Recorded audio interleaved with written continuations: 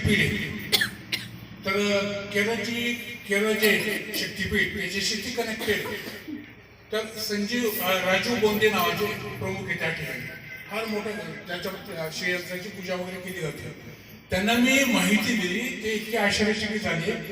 त्यांना हे सुद्धा माहित होतं केरळ की 4 वर्षापूर्वी तुमचं केंद्रामध्ये तुम्ही स्थापन केलं, मला माहिती नाही सगळ्यांना. तिथपर्यंत आपली हे सगळं माहिती गेलेली आपल्या केंद्राची.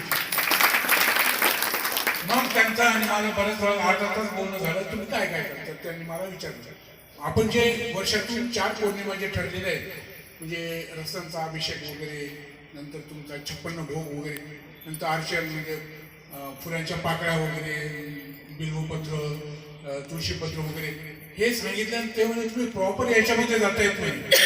म्हणजे केरळमध्ये सुद्धा दक्षिण भारतामध्ये ही सेम पूजा केली जाते म्हणे. तुम्हाला सांगितलं कोणी?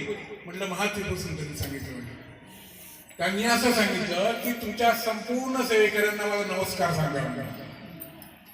तुम्ही अत्यंत भाग्यवान आहात की त्रिपुर सुंदरी तुमच्या गावामध्ये, तुमच्या माझ्या माहितीप्रमाणे महाराष्ट्रामध्ये फक्त 2-3 केंद्रांमध्येच ते श्रीयंत्र आहे. एवढंच तुम्हाला सांगायचं. म्हणजे विचार करा.